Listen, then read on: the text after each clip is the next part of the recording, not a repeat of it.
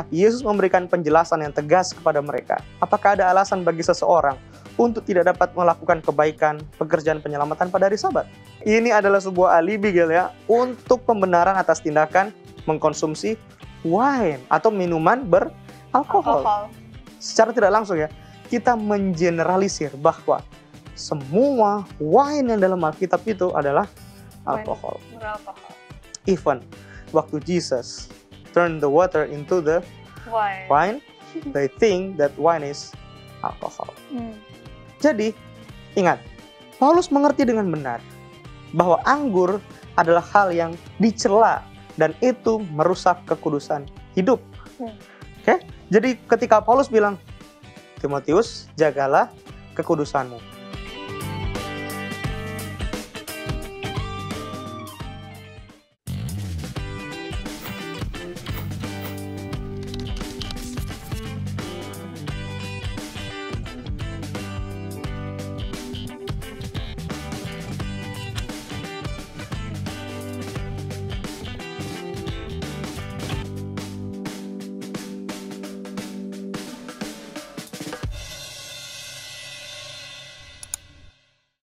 Kembali lagi login di acara Faithbook bersama dengan saya, Gaylin, yang akan menjadi moderator pada episode kali ini. Sebelumnya, kita sudah kedatangan narasumber kita, Pendeta Deddy Kurniawan. Shalom, Pendeta. Shalom, Gil. Puji Tuhan. Apa kabar, Pendeta? Sehat, Gil. Puji Tuhan. Seperti biasa, Gil. Ketika kita opening acara ini, harus ada kalimat pembuka. What's on your mind? Oke, sekali lagi ya, Pendeta. Yes. Faithbook, what's on your mind? Oke, sebelumnya Pendeta, aku mau ingatkan teman-teman untuk jangan lupa follow sosial media Hope Channel dari Facebook, Instagram, YouTube, juga ada di App Store dan Play Store ya Pendeta. Betul sekali. Ini aplikasi bagus nih, Gil, ya. Betul, supaya kita tetap terhubung dengan Hope Channel Indonesia setiap saat, selama 24 jam loh sekarang streaming. Luar jadi biasa. siaran ya? Betul sekali. Selama 24 jam. Jadi jangan lupa ya teman-teman untuk follow Instagram atau sosial media kami, juga bisa komen dan beri tanggapan mengenai acara yang akan kita adakan. Betul, Terlebih, kalau misalnya mau request tokoh Alkitab yang kita mau bahas, boleh langsung komen di sosial media kita. Betul, misalnya nih, Gil, Pendeta Deddy, boleh dong kita bahas tokoh tentang misalnya Belsasar, Daniel, atau apa, boleh di situ. Atau mungkin ada pertanyaan-pertanyaan tentang yang tokoh yang sudah kita bahas nih, Gil. Betul. Misalnya hari ini kita bahas si A, kemudian Pendeta, kenapa si A ini begini ya? Kita bisa bahas sesi khusus untuk membahas lanjutan dari pembahasan tersebut. Oke. Atau walaupun nggak ada pertanyaan, nggak ada request tentang tokoh, teman-teman kita di rumah bisa request permohonan doa. Jadi kalau misalnya mau didoakan, bisa langsung saja ya, komen di Instagram atau sosial media yang sudah kita sebutkan. Karena begini, Gil, kita belajar banyak Alkitab, bagus kan? Penting kan? Kita terhubung sebagai sahabat, mempelajari firman Tuhan itu bagus. Tapi jauh lebih bagus lagi kalau kita menjadi teman doa. Betul. Iya dong. Jadi ketika orang bertanya, what's on your mind? Yang ada dalam pikiran kita adalah selain kita mempelajari firman Tuhan, belajar tokoh-tokokoh, kita juga mendoakan teman-teman kita di rumah. Betul. Gitu, Gil. Jadi bukan cuma terhubung dengan Tuhan, tapi terhubung dengan sesama. Yes, itu dia kuncinya, Gil. Itu dia kuncinya. Makanya kita ajak teman-teman untuk login. Login kan? Facebook. Yes, dan ajak semua teman-teman di rumah untuk add friend dong ya. Oh, iya, add friend dong. Friend gitu. kita, betul. Nah, sedikit kita udah lama nih bahasa-bahasinya. Teman-teman kayak udah bingung, siapa sih tokoh yang akan kita bahas hari ini? Oke, mereka udah kepo nih ya, kepo nih. Jadi mungkin siapa ini? Boleh? Oke, tokoh ini adalah tokoh yang kita sudah pernah bahas di episode yang sebelumnya. Ini adalah lanjutan episode tersebut. Karena banyak sekali hal menarik yang kita bisa pelajari dari kehidupannya, Gil. Gitu. Nah, ini sebagai clue ya, biar teman-teman di rumah juga agak sedikit mikir, siapa nih tokoh ini ya? Walaupun nanti di YouTube akan tayang ada namanya, tapi kita perlu asah ingatan kita, memori kita, sehubungan dengan tokoh yang pernah kita pelajari di part yang pertama sebelumnya, sekarang ini part yang kedua. Paulus menyebutnya sebagai anak dalam iman.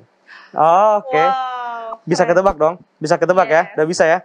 Kalau mungkin teman-teman masih mikir, si ini ya. Oke, kita kasih clue lagi lebih banyak. Ingat, dia lahir dari anak yang ini pernikahan campuran. Iya, pernikahan campuran. Iya, mamanya adalah seorang Yahudi, bapaknya bukan Yahudi, dalam hal ini orang Yunani.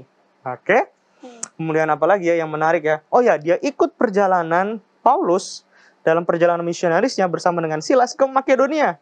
Oh iya. Waktu dalam perjalanan ke Makedonia, Gel, teman-teman, aduh, mau sebut namanya lagi. Jangan. Si pemuda ini, anak muda ini, kemudian dititipkan sama Paulus dan Silas di kota Efesus. Kamu di sini, kamu sudah aku train, kamu sudah punya banyak ilmu. Aku udah kasih kamu banyak sekali jurus-jurus untuk mengembalakan gereja. Kamu harus mengembalakan gereja di Efesus. Wah, keren banget ya ternyata anak muda ini. Betul sekali. Nanti kita akan bahas lebih banyak lagi bagian-bagian yang belum kita bahas.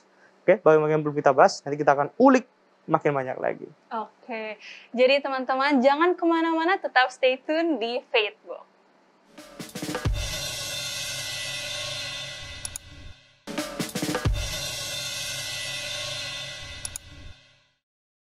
Kembali login lagi di Faithbook What's on Your Mind dengan narasumber kita, Pendeta Denny. Yes, oke, Gel. Oke, Pendeta. Kayaknya kita perlu jawab ya. Kita perlu jawab tokoh Alkitab yang sudah kita pelajari di episode yang lalu dan sekarang kita pelajari lagi. Namanya adalah Timotius, betul. Timotius disebut sebagai anak dalam iman. Ini bukan bapak sungguhnya ya. Iya. Timotius punya bapak sungguh. Alkitab menuliskannya. Betul. Punya bapak kandung maksudnya, bapak sungguh lagi ya, bapak kandung. Tapi hebatnya adalah kedekatannya dengan Paulus seolah-olah membuat Paulus ini seperti ayah kandungnya. Oke? Jadi dan Paulus pun dengan percaya diri menyebut Timotius sebagai anak dalam iman. Ingat dulu kita di sekolah. Kemudian ini yang kemudian membuat Gel dan teman-teman selalu panggil Sir daripada pendeta, kan? Waktu di sekolah, kedekatan antara murid-murid dengan guru itu sangat dekat sekali. Seolah-olah guru-guru dianggap seperti orang tua mereka sendiri. Jadi kalau ketemu dengan teman-teman yang lainnya, mereka berbicara dengan guru seolah-olah kayak, kok ini kayak ngobrol anak sama orang tua ya. Bahkan ada beberapa guru yang ketemu dengan anak-anak murid, pelukan mereka. Ini yang cewek sama cewek maksudnya, mereka pelukan, yang cowok sama cowok juga sama pelukan, seperti seorang tua dengan anaknya. Mungkin gambaran itu bisa membuat kita mengerti ya, kedekatan walaupun bukan secara biologis, tapi kedekatan iman antara Paulus dan Timotius ini sangat akrab. Sangat erat. Nah, aku punya pengalaman nih, Gil ya. Di beberapa gereja, tempat di mana aku dibesarkan ya, di kampung, ini kan anak kampung nih. Beberapa anak muda yang dibaptis, ketika mereka selesai dibaptis, mereka punya orang tua rohani. Oke? Mereka punya orang tua rohani. Istilah sebutannya tuh Mama Ani, Papa Ani. Rohani kan Ani, Mama Ani gitu. Nah, ini biasanya dilakukan oleh gereja supaya ada orang tua di dalam gereja yang secara khusus assist Gail di dalam pertumbuhan kerohaniannya. Mendidik gitu. Betul. Walaupun Gail punya orang tua di rumah, tapi Gail perlu orang tua rohani, yang mana orang tua ini akan membimbing Gail di dalam pertumbuhan iman. Sebenarnya ini konsep ini bagus banget nih, dan gereja-gereja perlu melakukannya. Betul. Karena banyak anak-anak muda yang kurang mendapat bimbingan di dalam rumah tangga, mereka bisa dibantu oleh orang tua rohani di dalam gereja. Seperti yang dilakukan oleh Paulus kepada Timotius. Kita perlu ingat, Gel, tadi jawaban Gel. Timotius adalah anak yang lahir dari perkawinan campur. Campur ini ada konotasi buruk ya, sepertinya ya. Walaupun mungkin itu bukanlah hal yang buruk ya. Karena Tuhan mencintai pernikahan. Tuhan yang membuat lembaga pernikahan, bukan? Betul.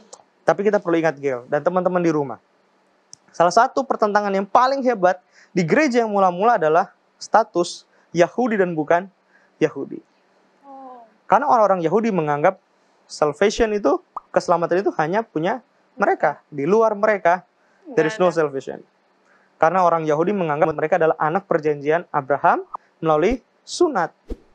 Jadi orang-orang yang bukan Yahudi secara khusus mereka label orang-orang yang tidak bersunat.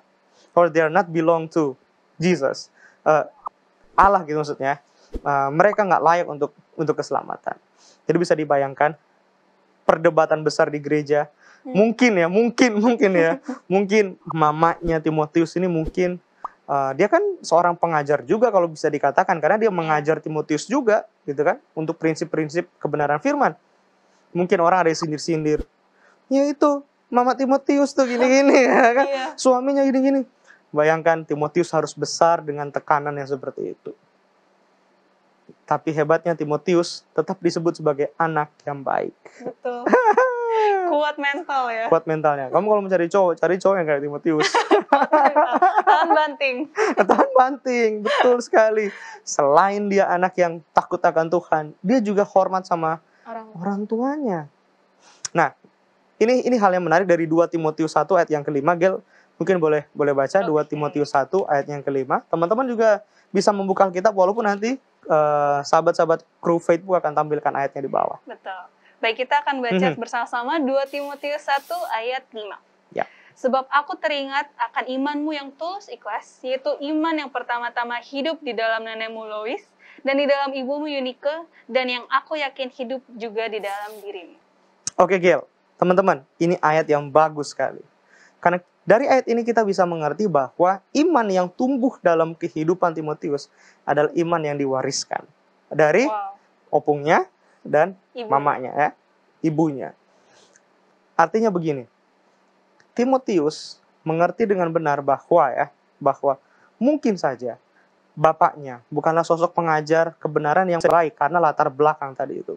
Dan ibunya juga mengerti bahwa suamiku bukan pada porsinya nih. Dia belum bisa jadi contoh atau belum bisa jadi pengajar tentang kebenaran firman ya untuk anaknya.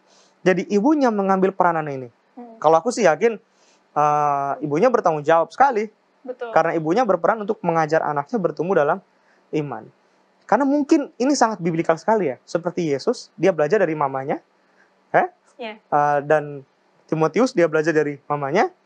Jadi aku di rumah nih ya, anakku yang masih kecil itu, aku percayakan pertumbuhan imannya juga kepada istriku. Karena memang sepertinya only woman can love this deep gitu ya. Mencintai anak sedemikian rupa sehingga anak itu boleh diajarkan pertumbuhan iman yang dalam seperti pertumbuhan imannya. Gitu, Gil, oke? Jadi peranan wanita dalam kehidupan Timotius sangat penting. Sekarang satu pertanyaan nih buat Gil dan teman-teman juga di rumah. Apa satu pengajaran dari orang tua, khususnya dari mama ya, yang tidak bisa dilupakan sampai sekarang, Gel? Boleh di-share sama teman-teman, Gel. Yang nggak bisa dilupakan, satu aja. Satu aja, jangan banyak-banyak. Nanti habis sesi kita nih. Iya. Jadi kalau misalnya ngomong tentang ibu pasti banyak ya. Oke. Cuman yang mengingatkanku sampai sekarang, bahkan sampai pada detik ini, adalah cara berpakaian sih. Oke. Karena sebagai anak-anak muda Kristen terlebih, kita harus berpakaian selayaknya, sesopan mungkin, berbeda dengan teman-teman lainnya. Jadi sampai sekarang juga aku masih ditata kayaknya sama mama, didandan. Gel, ingat ya, ini pakaian kamu sedikit terbuka, tutup dikit, Gel. Betul. Gel, belum selesai di penjahit kok kamu udah ambil itu, Gel. Mana bagiannya? Begitu ya? Oke. Tapi itu bagus loh, Gel. Kenapa? Karena banyak orang tua mungkin yang sekarang melihat anaknya terlalu modis dan mereka, karena mungkin mereka oke lah, yang penting anak gua ini. Tapi kita perlu orang tua yang seperti itu ya. Betul. Orang tua yang masih mengingatkan anak-anaknya tentang gaya-gaya gaya-gaya itu ya, gaya-gaya berpakaian. Karena memang iman seseorang dapat dilihat juga dari cara berpakaiannya, Gel. Betul. Walaupun aku nggak bisa bilang bahwa selamanya demikian ya. Iya. Tapi bisa dilihat kualitas kerohanian seseorang dari cara berpakaian. Walaupun kita tetap stylish dong ya nggak sih? Tapi harus tetap simpel. Tetap simpel, betul sekali. Oke. Muncul kemudian masalah berikutnya. Ketika Timotius menyadari bahwa wanita-wanita ini, Gil, dan teman-teman, mereka punya peranan penting dalam kehidupan mereka. Tapi kalau kita membaca, Gil, dan teman-teman, 1 Timotius 2 ayat 12, muncul sebuah pertanyaan. Teman-teman boleh membuka Alkitabnya, Gil akan membantu kita. 1 Timotius 2 ayat yang ke-12. Silakan, Gil. Oke, 1 Timotius 2 ayat 12. Kita akan baca bersama-sama. Aku tidak mengizinkan perempuan mengajar, dan juga tidak mengizinkannya memerintah laki-laki. Hendaklah ia berdiam diri.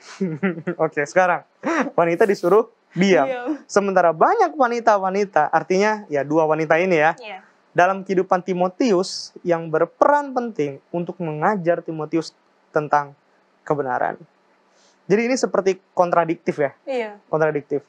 Loh, kalau nanti mamaku datang atau omakku datang ke sini, aku minta mereka untuk membagikan kabar tentang kebenaran dan bagaimana mereka mendidik aku, nggak boleh dong nanti Om Paulus atau Papa Paulus gitu kan. Mungkin dia berpikir juga kan kita kan. Pasti. Kita harus menemukan jawabannya kenapa Paulus menulis kalimat ini kepada Timotius di dalam surat personalnya.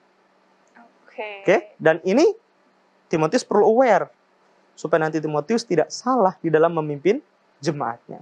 Wah. Mau tahu jawabannya? Tunggu ya, kita harus cut dulu pendeta. Karena kita akan bahas lebih dalam lagi di segmen berikutnya. Tetap login di Facebook.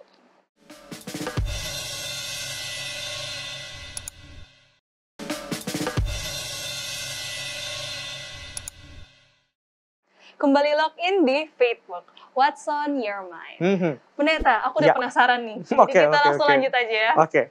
Ingat, perempuan-perempuan tadi yang berjasa dalam kehidupan Timotius untuk mengajar tentang iman yang tulus, itu omanya. Tapi ibunya. Sepertinya omanya dan ibunya, tapi sepertinya kalau nanti mereka datang ke Efesus, nggak boleh maju mungkin mereka untuk mengajar ya, gitu.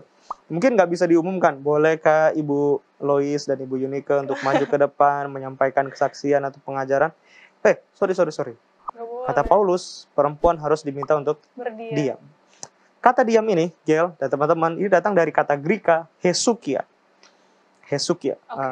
Ya, take note aja lah, hesukia gitu ya.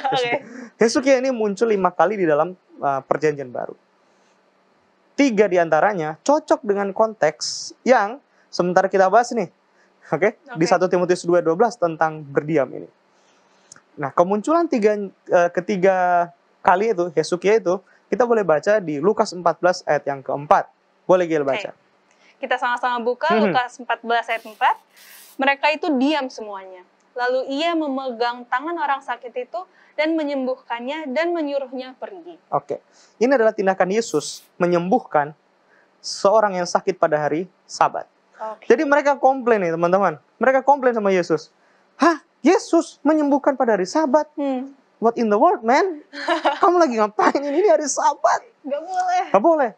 Tapi Yesus memberikan penjelasan yang tegas kepada mereka. Apakah ada alasan bagi seseorang untuk tidak dapat melakukan kebaikan, pekerjaan penyelamatan pada hari Sabat? Apakah Bapak di sorga itu diem, nggak ngelakuin apa-apa pada hari Sabat? Mereka semua diam. Nah, kata diam di sini artinya menghindari pertentangan lebih lanjut. Daripada nanti terjadi perdebatan panjang, yang malah nggak habis-habis, toh juga mereka tahu mereka salah, akhirnya mereka diam. Jadi kata diam di sini ngerti ya konteksnya ya, menghindari pertentangan. Kemunculan yang kedua sekarang. Di Kisah Para Rasul pasal yang ke-11 ayat 18. Gel boleh baca, teman-teman boleh membuka Alkitabnya di rumah. Kisah 11 ayat 18. Kita sama-sama membaca. Ketika mereka mendengar hal itu, mereka menjadi tenang, lalu memuliakan Allah. Katanya, jadi kepada bangsa-bangsa lain juga Allah mengaruniakan pertobatan yang memimpin kepada hidup. Petrus lagi disidang oleh orang-orang di Yerusalem. Mereka bertanya, Petrus, ngapain lu ke rumah Kornelius? Atas dasar apa baptisan Kornelius? Atas dasar apa juga kamu nginep dan makan di rumah Kornelius? Karena Kornelius bukan orang Yahudi. Kembali ke situ lagi. Karena dia bukan orang Yahudi. Petrus menceritakan dengan detail kejadian yang terjadi. Sampai dengan penglihatan yang dilihat oleh Petrus, di mana Allah menyuruh Petrus untuk makan makanan haram, yang salah diinterpretasi oleh banyak orang, dan termasuk orang Kristen ya, yang mengatakan bahwa, Tuhan aja suruh Petrus makan binatang haram, apalagi yang nggak halal di dunia ini. Padahal bukan itu maksud Allah. Maksudnya adalah Petrus, kamu sering mengharamkan orang yang bukan Yahudi. Makan tuh, maksudnya terima itu. Sebagaimana makanan itu boleh masuk ke tubuhmu, makan itu. Artinya bukan berarti kita boleh makan ya, maksudnya terima itu, terima orang itu. Tiba-tiba ada jemputan yang menjemput Petrus pergi ke rumah Kornelius. Semua ini dijelaskan dengan Petrus secara detail. Roh Kudus bekerja, mereka semua tenang. Kata tenang itu adalah kata hesukia. Jadi tenang di sini artinya adalah respons dari pekerjaan Roh Kudus yang membuat mereka mengerti ucapan dari Rasul Petrus. Wow. Sekarang kemunculan yang ketiga ya, Gil ya. Hesukia, muncul di Lukas 23 ayat 56. Gel, silakan baca, Gel. Oke. Lukas 23 ayat 56, kita akan baca bersama-sama. Dan setelah pulang, mereka menyediakan rempah-rempah dan minyak mur. Yang 56b. Dan pada hari Sabat, mereka beristirahat menurut hukum Taurat. Kata beristirahat, ini adalah hesukia, rest. Jadi artinya ini adalah sebuah tindakan yang mereka tahu, tindakan ini sesuai dengan hukum-hukum dan perintah Tuhan. Bahwa hari itu adalah hari Sabat. Mereka harus rest. Jadi diam, tenang, beristirahat. Hesukia adalah sebuah tindakan, kita melakukan tindakan yang benar, tepat, sesuai dengan apa yang seharusnya kita lakukan. Wow. Oke? Jadi bisa kita simpulkan, Gel, ya. Hesukia, teman-teman. Hesukia adalah sebuah kata, Gel, yang dipakai dalam konteks adanya ketegangan, kontroversi, ada perselisihan. Paulus minta supaya ada hesukia. Tenang, diam, menghindari konflik. Gak boleh agresif, jangan ofensif, hindari perselisihan. Itu dia maksudnya. Wah, keren banget. Dari satu kata banyak meaning ya? Yes, betul sekali. Itulah enaknya membaca Alkitab. Betul. Ketika kita bisa menempatkan konteks sebuah ayat dengan ayat yang lainnya yang sama maksudnya. Wow. Karena penulis kitab Perjanjian Baru menggunakan mood yang sama, kemudian grammar yang sama gitu. Jadi kita bisa belajar dengan baik. Oke. Gel, pernah nggak terlibat konflik? Pernah. Nggak mungkin nggak ya? Nggak mungkin nggak ya? Apa yang Gel lakukan ketika konflik terjadi? Kayaknya tergantung ya. Masing-masing pasti tergantung. Ada yang aku kadang ada berdoa dulu, bingung kan harus ngapain. Tapi kadang juga diam dulu. Oke. Tapi kalau benar-benar kayaknya gak adil nih, kayaknya dia salah, jadi aku ngomong dulu. Wah. Jadi beda-beda sih setiap situasi. Mana yang lebih sering? Langsung panas, langsung apa sih maksud lo? Aku lebih diam. Oh, oke, diam. Okay. Takut. Mungkin karena perempuan kali ya. Kalau kita cowok kan, maksud lo apa ini? Lo Iya, jual, gue beli, bener. ya udah, habis-habisan deh kita. Mungkin Bener. begitu ya. Nah, dalam konteks ini kan tentang pelayanan ya. Sering sekali konflik itu terjadi dalam waktu pelayanan loh. Betul. Pernah mengalami? Enggak cuma sering dengar sih. Iya, konflik itu sering sekali terjadi ketika dalam konteks pelayanan. Karena ujian besar dalam pelayanan adalah kesabaran. Betul. Ketika yang satu melihat, kok lu nggak ngerti maksud gue apa sih? Kayak yang satu mungkin merasa menganggap bahwa dia lebih penting daripada yang lainnya. Wah, pengalaman itu sering terjadi. Wow. Oke.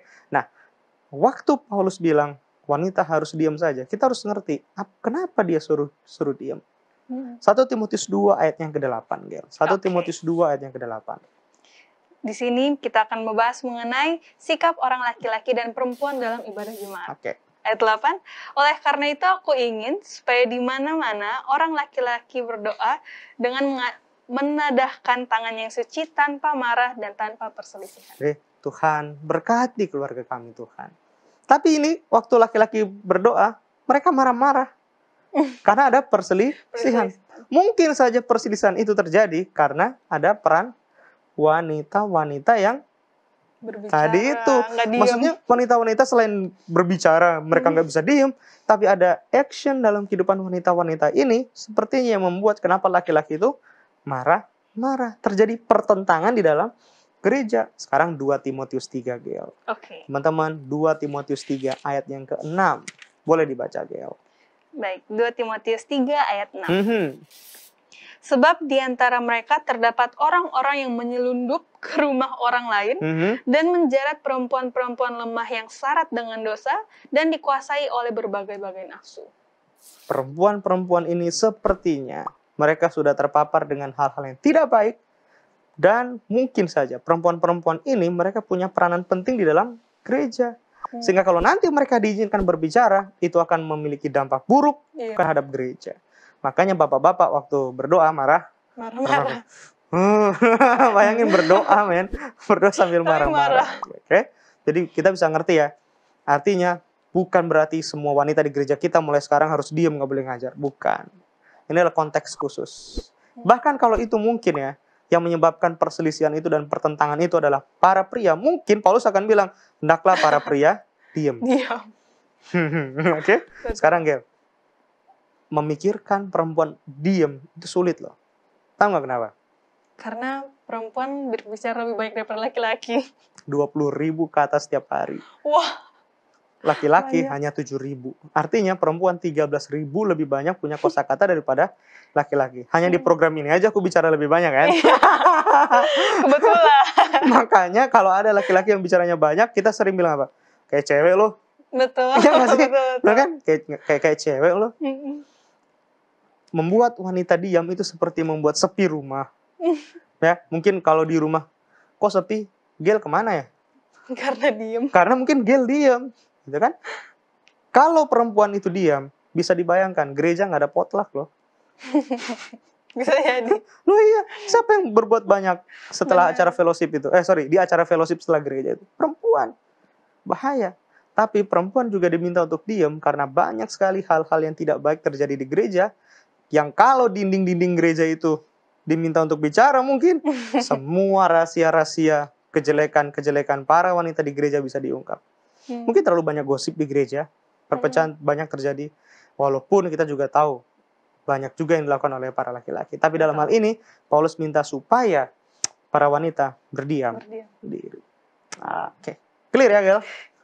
Clear. Ada pertanyaan nggak kira-kira? Sehubungan dengan hal ini? Belum. Kita lanjut ya. Lanjut saja.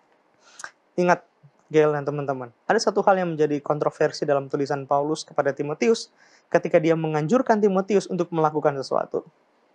1 Timotius 5 ayat 23. Ini bagian yang mungkin paling excited ya, yang akan kita bahas kali ini. Betul. Ini kayaknya... Silakan, Gel. 1 Timotius 5:23. Ini kayaknya apa? Banyak yang tanya-tanya ya, apakah boleh atau tidak? Iya, silakan, Gel. Oke. 1 Timotius 5 ayat 23. Kita baca bersama-sama. Janganlah lagi minum air saja, melainkan tambahkanlah anggur sedikit, berhubung pencernaanmu terganggu dan tubuhmu sering lemah. Penting nggak ini ayat untuk dibahas? Penting sekali. Kenapa penting, Gel? Karena ini ada kata-kata yang mungkin untuk zaman sekarang bahaya kali ya untuk minum anggur ya. Oke. Sementara di sisi yang lain, ayat ini jadi kayak apa gue bilang kan? Boleh kan? Boleh berarti. Ini adalah sebuah alibi, Gel ya, untuk pembenaran atas tindakan mengkonsumsi wine atau minuman beralkohol. Apakah demikian? Kita akan lanjut lagi ya membahasnya. Gini Gel. Teman-teman, kamera ini ya. Penting untuk tahu bahwa di dalam perjanjian baru, Gel, secara khusus, kata anggur ini, entah itu beralkohol atau tidak beralkohol, punya satu kata saja, oino. Apa pendeta? Oino. Oke. Kata Grekanya oino. Mau dia fermentasi atau tidak fermentasi, mau dia wine beralkohol atau jus anggur, tetap saja namanya oino. Mudah atau sulit membedakan kalau gitu? Tergantung konteks sih kayaknya. Tapi kan nggak ditulis. Betul. Jadi mudah atau sulit? Sulit. Ini tuh ya, seperti membayangkan begini. Katakanlah ini adalah jenis minuman yang brandnya kita kenal ya. Ini brandnya terkenal, berbintang-bintang nih brandnya. Oke. Ngerti kan maksudku? Iya. Tiba-tiba saja Gel lihat, kok pendeta Dedi minum, pegang itu dan diminum. Padahal brand minuman itu mengeluarkan sesuatu minuman, mungkin minuman kesehatan misalnya, mungkin minuman yang terbuat dari ginseng yang ditulis 0% alkohol. Tapi karena pikiran kita sudah tertanam bahwa brand itu mengeluarkan minuman beralkohol, sehingga kita selalu menjernalisir bahwa semua orang yang pegang itu minum alkohol. Dan kita secara tidak langsung ya, kita mengeneralisir bahwa semua wine yang dalam Alkitab itu adalah alkohol. Beralkohol. Even waktu Jesus turned the water into the wine, they think that wine is alcohol. Ini penting untuk dibahas. Tapi akhirnya kita harus membuat sebuah interpretasi terhadap ayat tersebut. Betul. Oke? Boleh baca ayat 22, ayat sebelumnya. Kalimat paling terakhir. Oke, kalimat paling terakhir. Jagalah kemurnian dirimu. Apa hubungannya kalimat ini dengan kalimat tambahin anggur minum? Mikirkan kita. Maksudnya apa ini? Maksudnya berarti Paulus mau supaya Timotius tetap menjaga kekudusan hidup. Walaupun nanti Timotius akan minum anggur, artinya anggur itu tidak akan merusak kesucian Timotius. Mungkin ini makin kayak, oh kalau gitu minum wine nggak akan merusak kesucian hidup? Kita belum ke sana ya, belum ke sana ya. Ini lihat. Nasihat Paulus kepada Timotius ini adalah sebuah nasihat kepedulian. Ingat tadi, Paulus adalah bapak dalam iman. Seperti seorang ayah yang memberikan nasihat kepada anaknya. Jadi ini bukan sebuah perintah atau doktrin, Gil. Ingat, ini adalah sebuah counsel ya. Counsel. Ini bukan juga Paulus sementara memujuk Timotius agar merusak kesucian hidupnya. Bukan. Ingat tadi, tetap jaga kekudusan hidupmu. Jadi Paulus memberikan pertimbangan tentang kondisi kesehatan Timotius. Supaya Timotius minum wine. Kita pakai kata wine lah, oke lah. Wine, oke? Ingat, Paulus nggak bilang begini, hai semua umat-umat yang membaca tulisan ini, ambillah wine dan minumlah karena pencernaanmu terganggu. Sehingga kita boleh comot ayat ini bilang, nih Paulus bilang boleh. Paulus nggak bilang sama kita, Paulus bilang sama Timotius. Jadi jangan suka membuat sebuah konteks yang menempatkan ayat itu berlaku untuk kita semua. Seolah-olah Alkitab mengizinkan itu terjadi. Padahal tidak. Paulus lagi bilang ke Timotius, bukan bilang ke saya atau bilang ke kita, boleh gitu. Oke, ada seseorang yang namanya Ferrar Fenton. Oke? Tapi sebentar pendeta. Kenapa? Kayaknya kita harus cut Aduh, dulu. saya lagi excited nih, gimana nih? Bener, kita harus pause dulu cerita tentang siapa tadi pendeta? Ferrar Fenton. Oke, bagi teman-teman yang bingung siapa itu, Ferrar Fenton. Kalian bisa langsung saya search dulu karena kita akan break di sini. Tetap login di Facebook.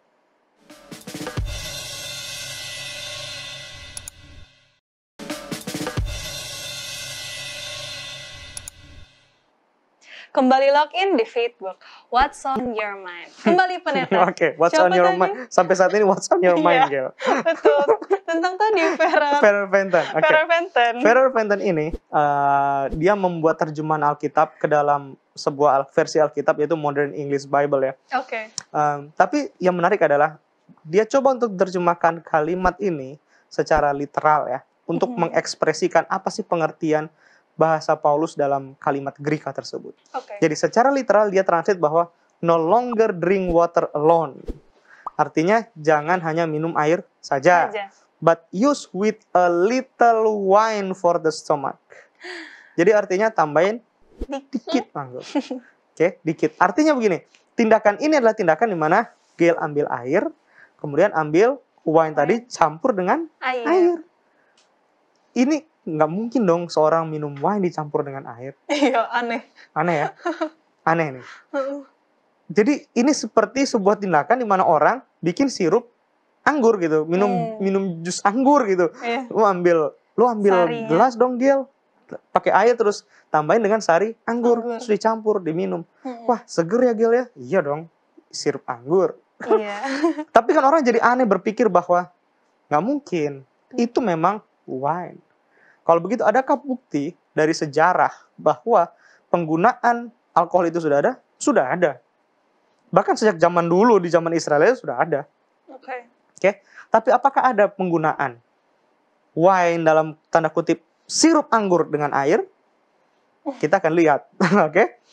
Ingat tadi ya, bahwa penggunaan kata oinos itu secara umum anggur apa saja. Entah fermentasi atau bukan fermentasi. Nah, kita akan lihat bagaimana bukti sejarah membuktikan bahwa ada penggunaan anggur yang tidak difermentasi, Gil. Itu dibuat untuk tujuan medis. Teman-teman, Aristoteles pernah merekomendasikan penggunaan jus anggur yang manis. Ini yang orang-orang Greka sebut glukos. Tapi dia sebut itu tetap oinos. Maksudnya glukos adalah anggur yang manis, kayak gula gitu. Ini tidak menimbulkan efek samping seperti ketika seseorang minum wine. Padahal itu disebut wine gitu, maksudnya oinos wine. Tapi itu tidak punya efek memabukkan seperti anggur yang biasa orang konsumsi. Kenapa? Karena itu adalah jus anggur. Walaupun disebut oinos. Oke. Kemudian Athanaios, seorang pengajar Greka juga, filosof Greka. Dia bilang, kamu sakit, kamu ambil glukon oinon. Sama seperti yang direkomendasikan oleh Aristoteles.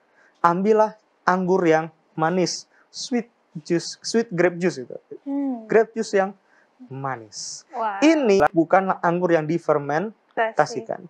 Jadi, ingat, Paulus mengerti dengan benar bahwa anggur adalah hal yang dicela dan itu merusak kekudusan hidup.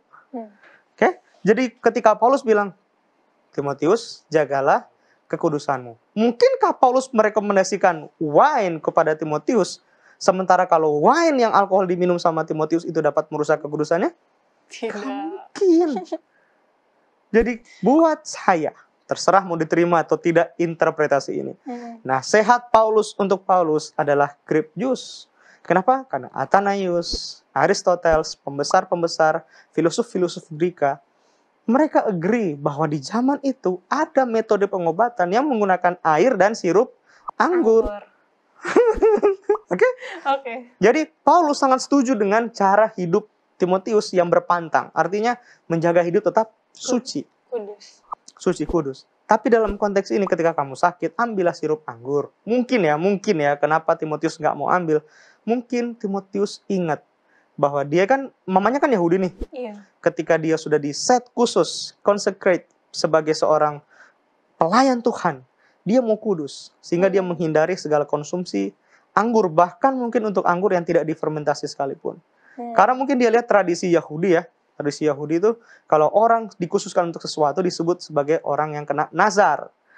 Nazir ya. Orang yang kena nazar atau nazir ini tidak boleh mengkonsumsi segala bentuk makanan dan dihasilkan oleh anggur. Bahkan sentuh daunnya nggak boleh. Makan kismis nggak boleh. Anggur yang udah dikeringin itu nggak boleh. Mungkin saja Timotius mengambil langkah ini. Tapi Paulus tetap menghormati langkah itu. Dan Paulus bilang kalau kamu minum anggur ini, itu nggak akan pernah merusak kekudusan hidupmu. Oke? Jadi Gel, perlu diingat bahwa Paulus tidak sedang membuat Timotius untuk meninggalkan air dan memilih minum anggur. Ini adalah metode pengobatan. Walaupun Paulus bukan seorang dokter ya. Karena begini, ini menarik nih. Ada banyak pendeta yang menyimpulkan interpretasi Alkitab terhadap wine ini keliru ya. Mereka membuat dasar interpretasi berdasarkan apa yang dunia pandang itu baik. Ketika mereka search sesuatu, manfaat minum alkohol. Kalau manfaat minum alkohol dunia buktikan itu bagus tapi bertentangan dengan kata Alkitab, mana yang akan kamu terima? Apakah kebenaran pengetahuan yang kamu pandang tadi itu baik, itu lebih tinggi daripada apa yang Allah sampaikan di Alkitab? Oke? Lebih parah lagi nih ya.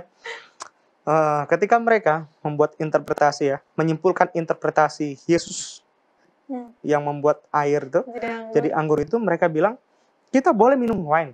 Kita boleh minum wine katanya. Tapi untuk digunakan dalam sakramen-sakramen tertentu. Aku bilang, man, come on, man. Tidaklah bijaksana seorang pengajar Injil membuat interpretasi tersebut. Kenapa? Ya katanya boleh minum. Bahkan untuk yang beralkohol dalam beberapa sakramen tertentu seperti pernikahan dan perjamuan kudus. You think about this, man. Pikir ini kayak gini ya. Anggur perjamuan kudus adalah simbol dari darah Yesus yang suci dan tak bercacat. Sekarang you compare the blood of Jesus with wine. No.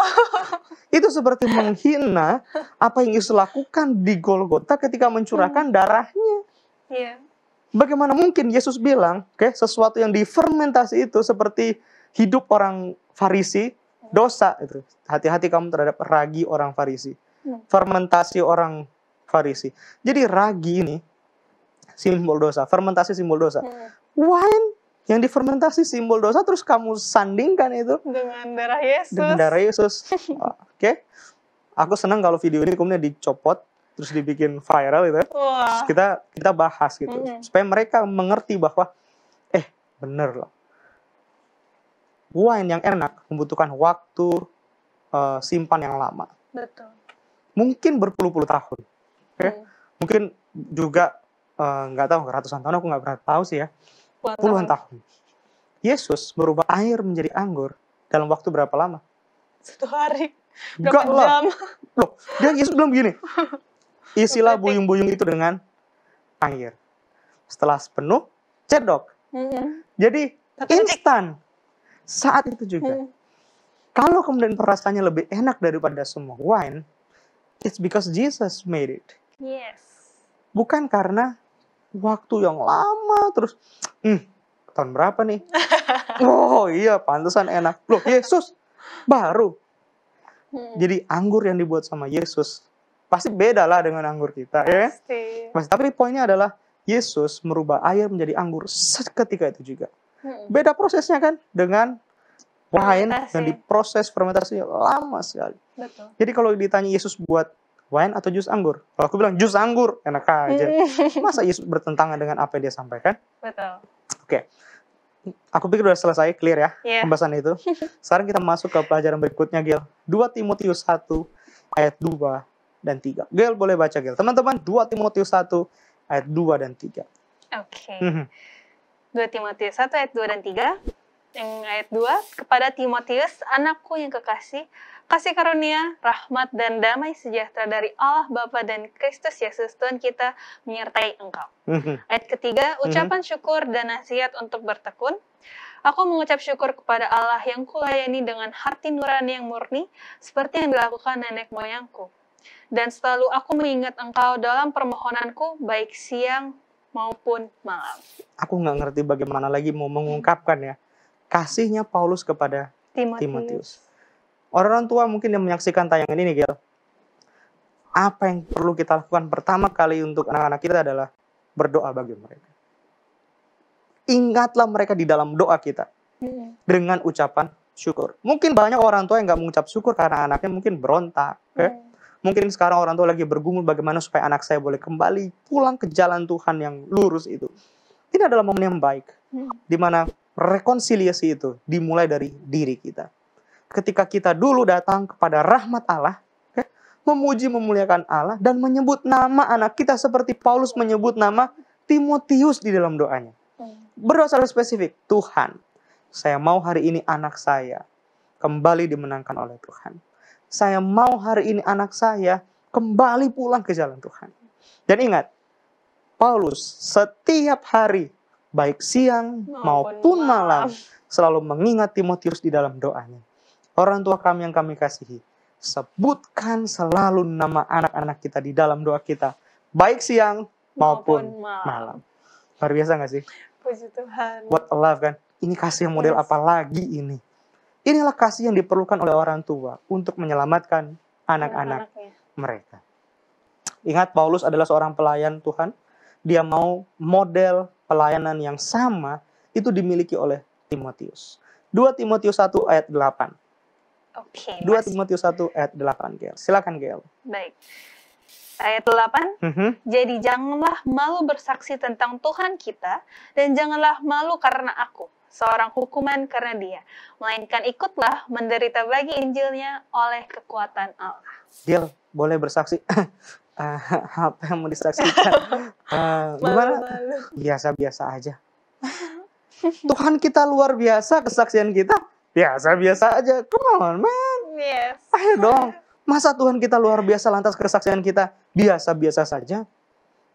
Maju dong sekali-sekali melayani. Malu gue. Jangan malu bersaksi bagi Tuhan. Jelas sekali, jangan malu bersaksi bagi Tuhan. Kenapa? Ayat yang ke-7 bilang, Gel, sebab Allah memberikan kita bukan roh ketakutan, kesaksian. Jangan takut. Tapi roh yang membangkitkan kekuatan, kasih, dan ketertiban. Jadi kalau seseorang meminta kita involve dalam pelayanan, jangan malu dan jangan nolak. Kecuali memang benar-benar kita nggak bisa ya, nggak sanggup ya. Kalau soal siap nggak siap, Gel, oke? Teman-teman, dengarkan kalimat ini ya. 2 Timotius 4 ayatnya yang kedua. Take note ayat ini. 2 Timotius 4 ayat yang kedua. Aku bacakan. Beritakanlah firman. Oke, sebentar. Boleh nggak suaranya lebih keras? Baik. Beritakanlah firman. Oke? Siap sedialah, baik atau tidak baik, baik atau tidak baik waktunya. Nyatakanlah apa yang salah. Tegurlah dan nasihatilah dengan segala kesabaran dan pengajaran. Boleh kita bilang siap nggak siap? Kadang kadang aku sendiri pun bilang, sorry ya nggak siapnya. Mau baik atau tidak baik waktunya, siap, sedialah. Benar kalau orang bilang kesempatan tidak datang dua kali ya. Karena akan ada waktunya katanya, kalau baca ayat yang ketiga, orang nggak lagi akan menerima ajaran yang sehat. Yang mereka terima adalah ajaran-ajaran yang palsu, yang hanya sekedar memuaskan keinginan telinga mereka. Ingat, kita harus siap sedia setiap saat. Kalau kemudian kita sanggup melakukannya, Gil. Kalau kita sanggup melakukannya, 2 Timotius 1 ayat 9 mengatakan, itu karena kasih karunia Allah yang memampukan kita. Kalimat pertama kan, dialah yang menyelamatkan kita dan memanggil kita. Jadi kalau Gail dan saya dapat duduk di sini membawakan firman, kita sanggup melayani Tuhan, bukan karena kita sanggup, tapi Allah yang menyanggupkan kita dan mengajak kita dalam panggilan untuk melayani. Amin. Teman-teman, jangan pernah ragu untuk melayani. Once we involve, Roh Kudus akan memberikan kita kekuatan dan petunjuk. Puji Tuhan. Karena itu, ayat yang ke-13 penting. Paulus bilang, peganglah segala sesuatu yang telah engkau dengar daripadaku. Setiap pengajaran-pengajaran yang kita terima dari orang tua kita, Gail, pegang itu sebagai ajaran yang sehat. Itu adalah harta yang terindah katanya. Ayat yang ke-14. Pelihara itu harta yang terindah. Teman-teman, harta yang paling indah adalah setiap ajaran-ajaran sehat ya, yang diberitahukan kepada kita oleh orang tua kita. Kenapa? Karena begini, ayat yang ke-16 dan 17 itu penting ya. Ini yang sering kita lakukan. 2 Timotius 2 ayat 16 dan 17. Baca? Silakan, Oke. Tuhan kiranya mengaruniakan rahmat-Nya kepada 2 Timotius 2 ini. Second Timothy. Oke. 2 Timotius pasal yang kedua. Ayat 16 dan 17 ya. Oke.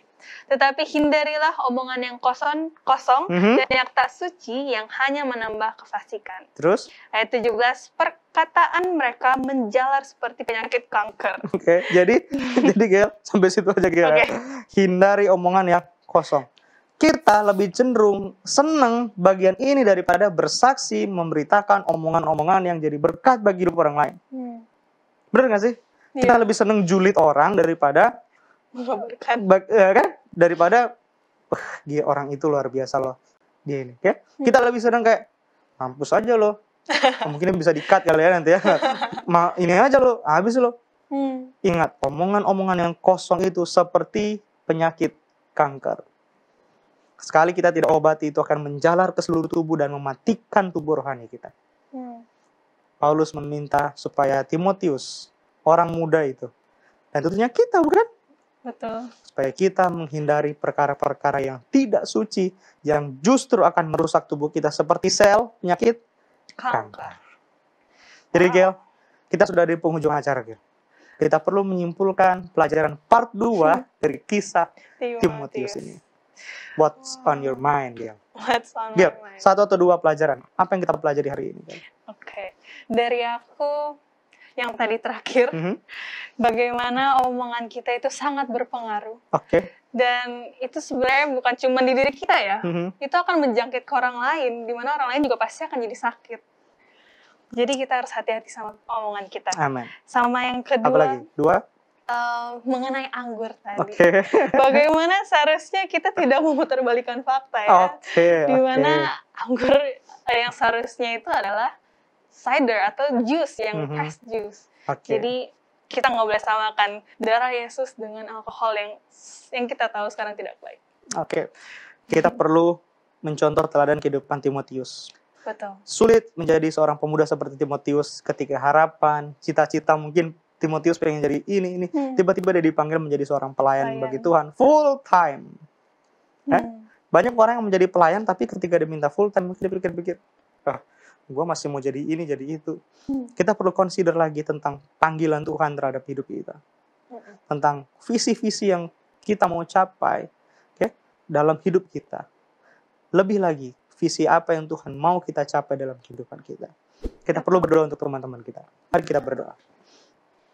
Terima kasih Tuhan untuk waktu yang indah. Kami boleh membahas kehidupan yang indah dari kehidupan Timotius, sahabat kami. Anak dalam iman, Paulus. Kami rindu untuk mengerti Alkitab lebih baik ketika kami membaca kisah Timotius yang dipaparkan oleh Paulus dalam tulisan pribadinya. Tuhan, ajar kami untuk menjadi seorang muda yang takut akan Tuhan, tetap menjaga hidup kami kudus dan layak di hadapan Tuhan. dengan cara berkata, bertindak, bahkan berpikir. Sehingga orang lain boleh melihat Kristus itu nampak dan terefleksi dalam kehidupan kami. Kami mungkin menyadari kelemahan kami sebagai orang yang sering jatuh dalam dosa. Tapi bukan seberapa sering kami jatuh, seberapa mampu kami untuk terus memandang kepadamu sebagai satu-satunya penolong dalam kehidupan kami yang akan mengangkat kami dari jurang kejatuhan dosa. Berkati pula Tuhan orang tua kami, agar mereka boleh melakukan apa yang orang tua Timotius lakukan. Mereka terus mendoakan anak-anak mereka, agar anak-anak muda di dalam rumah tangga dan gereja tetap setia di dalam Tuhan. Kami berdoa bagi mereka yang sementara dalam pergumulan, apapun yang mereka rasakan, Roh Kudus akan bekerja memberikan mereka kekuatan, yang sakit disembuhkan, yang lemah iman diberikan kekuatan, yang berduka cita diberikan penghiburan. Pertemukan kami kembali di episode selanjutnya. Kami akan menikmati berkat Tuhan lebih banyak lagi. Kami persembahkan doa ini dalam nama Yesus Allah penyelamat kami. Haleluya. Amin. Amin. Puji Tuhan. Terima kasih banyak. Terima kasih, Gel. Pekabaran hari ini luar biasa ya. Amin. Haleluya. Mengingatkan kita, Timotius memang muda, tapi dia bisa menjadi contoh yang baik. Oke, bagi teman-teman semua yang mungkin mau bertanya atau request ya, seperti yang sudah kita bilang, bisa langsung kontak kami di sosial media kami, melalui Facebook, Instagram, YouTube, ataupun aplikasi dari App Store dan Play Store. Kita akan bertemu lagi di episode berikutnya. Sampai jumpa!